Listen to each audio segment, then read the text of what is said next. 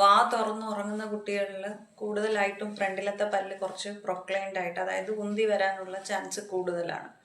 എന്തുകൊണ്ടാണ് ഇങ്ങനെ വരുന്നതെന്ന് ചോദിച്ചാൽ, നമ്മൾ വാ തുറന്ന് ഉറങ്ങുമ്പോൾ നമ്മുടെ എയർവേ സർക്കുലേഷൻ ഫ്രണ്ടിലോട്ട് പുഷ് ചെയ്യുന്നു. നമ്മുടെ ആൻറ്റീരിയർ ടൂത്തിനെ ഫ്രണ്ടിലോട്ട് പുഷ് ചെയ്യുകയും ചെയ്യും. താഴത്തെ അസ്ഥിയുടെ വളർച്ച കുറച്ച് കുറയുകയും ചെയ്യും. അപ്പോൾ നമുക്ക് റിലേറ്റീവായിട്ട് മേളിലത്തെ പല്ലുകൾ നല്ല ഉന്തി വരുന്ന പോലെ ഒരു ഫീൽ ഉണ്ടാവും.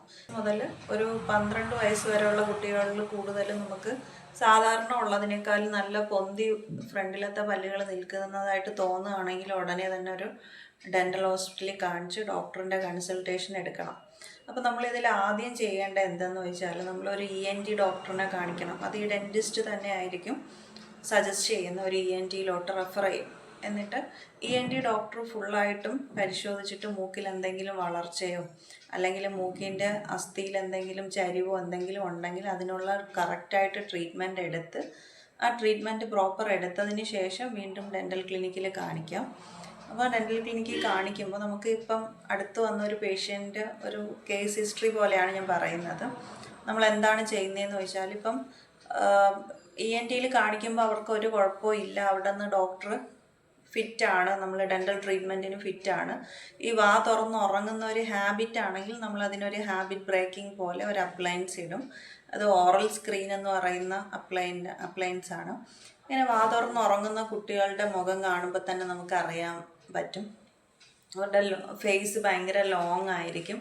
പിന്നെ മുകളിലത്തെ അസ്ഥിക്ക് കുറച്ച് ഉന്തി നിൽക്കുന്ന പല്ലുകളും ആയിരിക്കും. അവരുടെ അപ്പർ ആർച്ച്, അതായത് പാലറ്റ് കുറച്ച് കൺസ്ട്രിക്റ്റഡ് ആയിരിക്കും, V ഷേപ്പായിട്ടായിരിക്കും കാണുന്നത്. സാധാരണ പാലറ്റ് U ഷേപ്പ് ആണെങ്കിൽ ഇങ്ങനെയുള്ള കുട്ടികളിൽ V ഷേപ്പായിട്ടായിരിക്കും കാണുന്നത്.